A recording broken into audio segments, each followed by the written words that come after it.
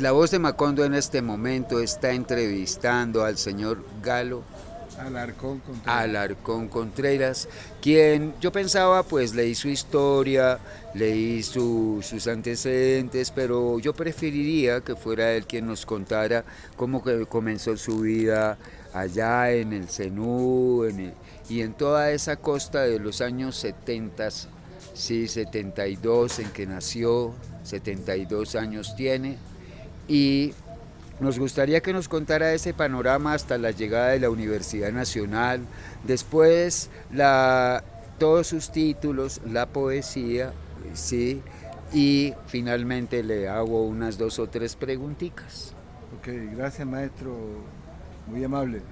Pues sí, yo soy monteriano, pero más propiamente de un corregimiento que queda a 10 a 15, 10 minutos de Montería, se llama Sabanal. Allí nací, eh, luego estudié en la ciudad de Montería, pero transitaba entre Montería y Sabanal por la cercanía. Yo soy hijo de padres campesinos, semiletrados, fruto, y vivimos en Montería, fruto de las segundas migraciones que se dieron del campo a la ciudad en este país, como fruto de la crisis del 80. Luego salí a estudiar por mi cuenta, después de terminar el bachillerato, me vine a Bogotá. ¿Tú terminaste allá en el pueblo? Sí, yo terminé en Montería, me vine a Bogotá a estudiar a la Universidad Nacional. Eran tiempos asiagos, eran tiempos, 1972 me sí, en el decías. 71. Estuve un año, no terminé el año, y luego, por razones de índole los sueños, me fui para la ciudad de Barranquilla y en Barranquilla terminé en la Universidad de Atlántico. Allí terminé Ciencias O Sociales. sea que te retiraste por razones económicas Sí, de la por razones Universidad económicas, Nacional. claro. Muy difícil en aquella Muy época, ¿no? difícil la época. Bogotá fría, ya Bogotá no es fría. Bogotá fría, nosotros de la costa y del campo acostumbrados a esos almuerzos ovíparos o desayunos ovíparos, y aquí con sumas carencias, me atropelló el hambre, ¿no? Elementalmente, y me tuve que ir entonces para la costa. Allá terminé.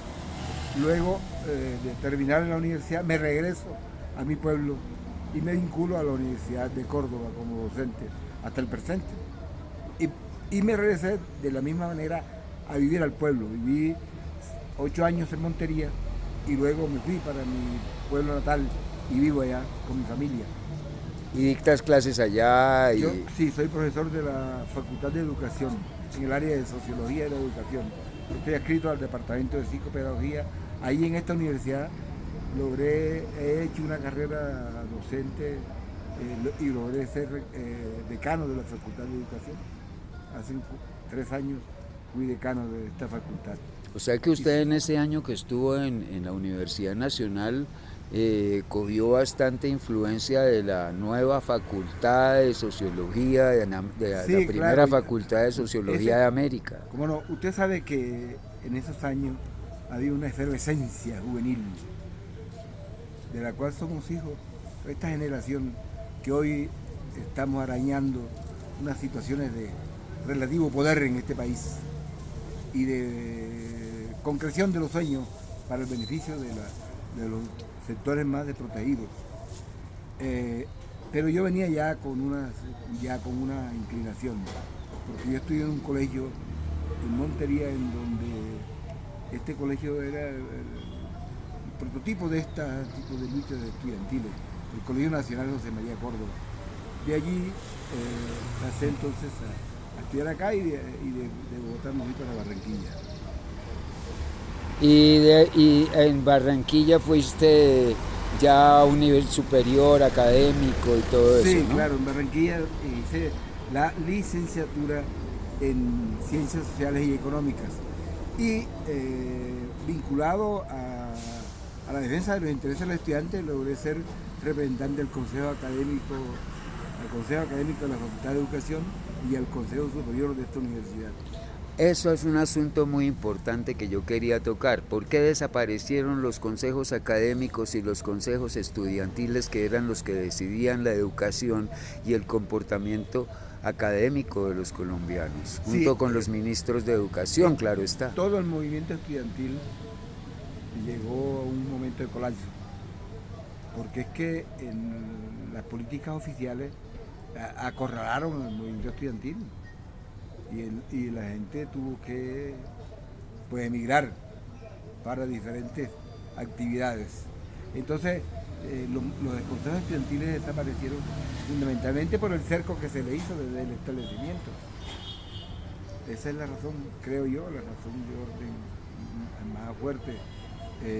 También se perdió la unidad estudiantil También eso y la rompió, unidad académica a raíz de tanta por supuesto, disputa claro, interpartidista por de las supuesto, izquierdas y todo eso. también ese es ¿Eso un también elemento, influyó? un elemento que sopesa ahí, que juega las pugnas intestinas entre los diferentes sectores. Ya.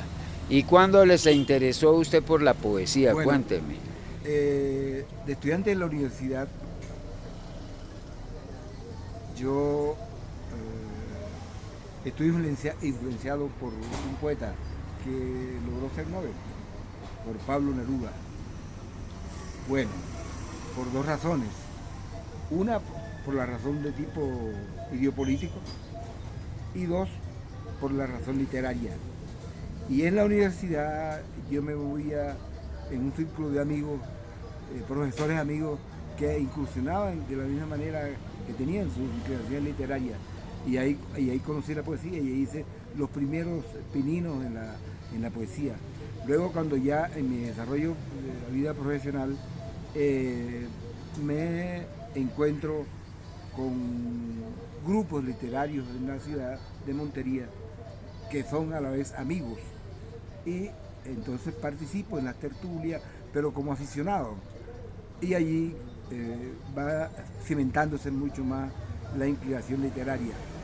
Y tengo una facultad, yo soy, si usted me incita a hablar, hablo, pero comúnmente soy muy Callado, muy parco, sí me he dado Entonces, cuenta. eso conllevó a que me inclinara por el género poético, porque es un género en donde la palabra es más sintética, ¿no? La capacidad de más síntesis, comprimido. claro. Sí, señor.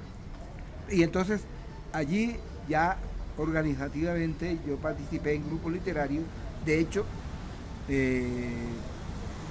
tuvimos un grupo que se llamó Grupo de Arte y Literatura Sinú, que en los momentos de la violencia en la región de Córdoba, tuvimos que deshacernos porque se confundían nuestras actividades con otras cosas.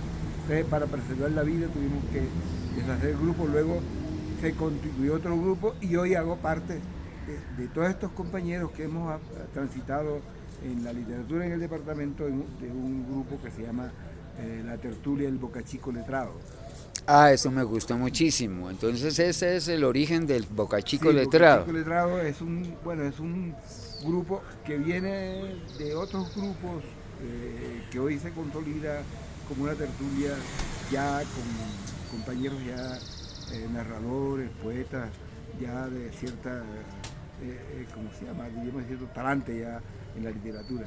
Como todo el país, como en todo el país se cuenta que hubo una cierta represión hacia poetas, periodistas, sociólogos, desde los últimos 30 años para acá, ¿sí? Es decir, prácticamente desde Turbay, ¿sí? Que hizo ir a una gran cantidad de intelectuales, como lo explicaba Petro el domingo en la plaza, y nosotros fuimos testigos de todos nuestros compañeros de nuestra época que todos tuvieron que exiliarse para Europa, para Asia, para diferentes lugares del mundo, Suramérica también. Pero el caso especial de la costa, ¿cómo fue con el paramilitarismo, el periodismo, la sociología, el derecho, frente al paramilitarismo de Uribe, frente a a toda esa represión? ¿Cómo sucedió todo aquello? Bueno, Usted sabe que ese fenómeno es un parto de monte. Y nosotros tenemos cercanía con Antioquia. Y de las fronteras con Antioquia y Córdoba se armaron estos grupos. Incursionaron a la ciudad y todo aquello que contravenía de cierta manera el establecimiento era tildado como enemigo y había que acabarlo. La tesis de que el enemigo hay que liquidarlo. Entonces no había contrincantes, sino eran enemigos.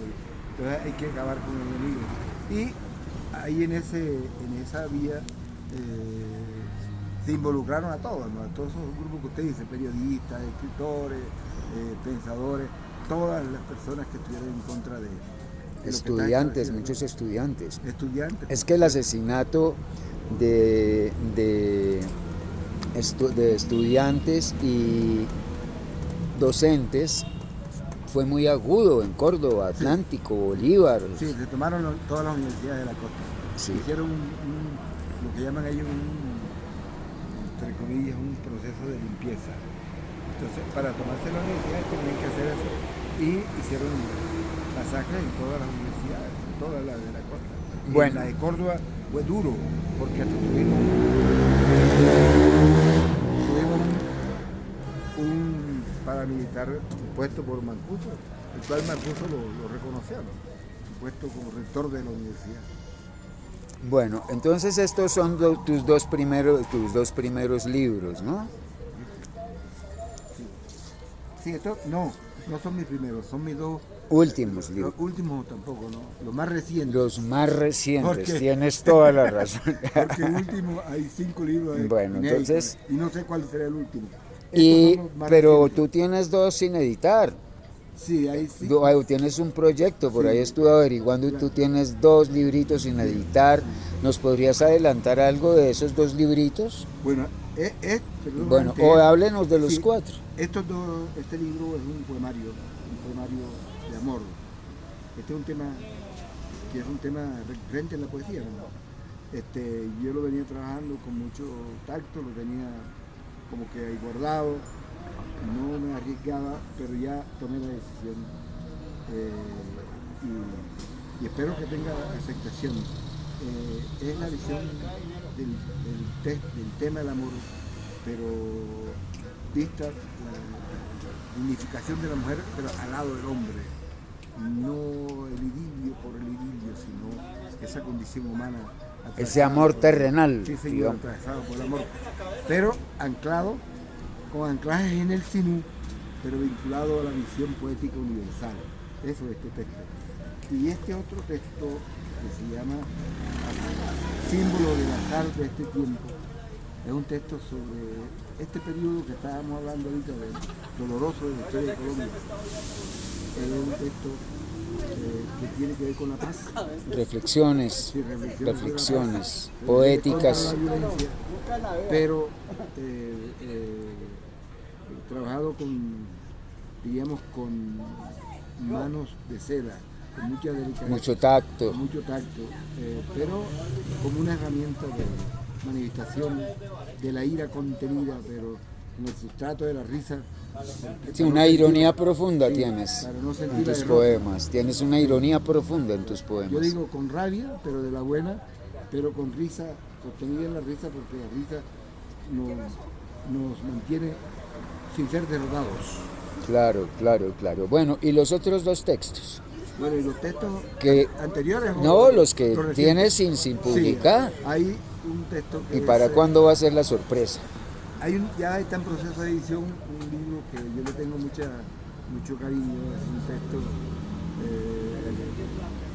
cuyo tema es la memoria. El libro se llama Me acostumbro a todo menos al olvido. Ese es el texto. Lindo título. Allí trabajo con los factores del tiempo y con la memoria como argumento fundamental.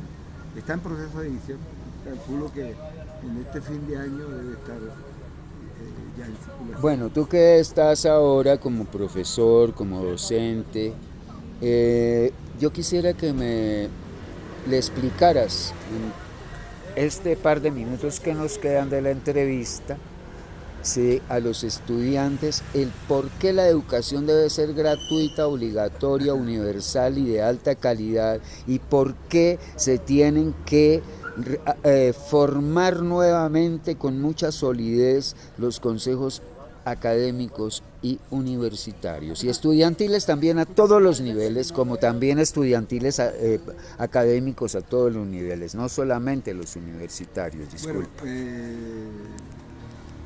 la educación, usted sabe, le debemos a Martín Lutero el hecho de que se popularizó la educación, porque a partir de sus tesis y de su rebeldía aparece el bachillerato. Bueno, pero luego aparece la universidad y entonces desde los movimientos de la Ilustración, desde la Revolución Francesa, desde la promulgación de los derechos del hombre, se convierte en un derecho universal la educación, y las constituciones del mundo lo incorporan como tal, y la nuestra, la Constitución del 91, en donde participaron toda esta fuerza de emergente en la política. Por primera vez se unieron a nombre de una Carta Magna. Y entonces se crea la Constitución y ahí aparece contemplado la educación como un derecho universal. Y entonces, si es un derecho, el Estado está en la obligación de garantizarlo. Y este gobierno que tenemos lo propuso en su campaña y lo cumplió como un derecho incorporado desde política de Estado, no política pública, como una política de Estado. O sea, se incorpora a la ley y no se reformará, no se modificará, sino que se garantiza el derecho de la educación, pero con calidad, y que sea universal. ¿Qué significa? Que sea desde todos los niveles, no solamente la educación superior, porque no tiene sentido que sea gratuita la educación superior y los otros niveles no. Para que lleguen a la superior tiene que haber gratuidad desde abajo. Y eso debe ser, ese derecho debe ser usado por por el pueblo quien lo necesita, por los estudiantes. Entonces los estudiantes, para usar ese derecho, para ir a los derechos y para usarlos, tienen que estar organizados. Por eso es necesario que se organicen como tú decías, en los consejos estudiantiles, en los consejos en general, como se llamen, pero que se organicen para que sean los garantes del uso del derecho que está contemplado ya en ley. Bueno, porque también es de obligatorio cumplimiento de la Declaración Universal de los Derechos del Hombre y el Ciudadano de 1948, que también lo llaman la Constitución Universal, ¿sí? Y que es de obligatorio cumplimiento para todos los estados firmantes. Y Colombia es estado firmante de... Claro, o sea que Colombia está incumpliendo desde 1948 todos los decretos universales, aparte de la Constitución del 91, y nos mantienen en un estado comercial. Esa es la importancia de este gobierno, que garantiza este derecho y otros, los cuales tienen una tenaza desde el Senado, desde el Congreso de la República, y no han permitido que este gobierno profundice como un gobierno garantista de los derechos de los ciudadanos colombianos. Entonces sí podemos invitar a los estudiantes a que sean ellos quienes realicen eso, y a los académicos de todas las universidades salgan a las calles a pelear por sus derechos. Eso es, así es. Bueno, entonces aquí para rematar ya esta entrevista me regala un pequeño poema. Uno que te sepas de memoria. Bueno, hay un poema que está en la línea de la feria, la línea de la defensa de la naturaleza. El canario prisionero dibuja en sus ojos jaulas de la muerte. Muchas gracias, profesor. Muy amable. Éxitos en su futuro, y ya sabe que La Voz de Macondo es un medio de comunicación social a su disposición. Ok, gracias, muy amable. Muchas gracias. Gracias.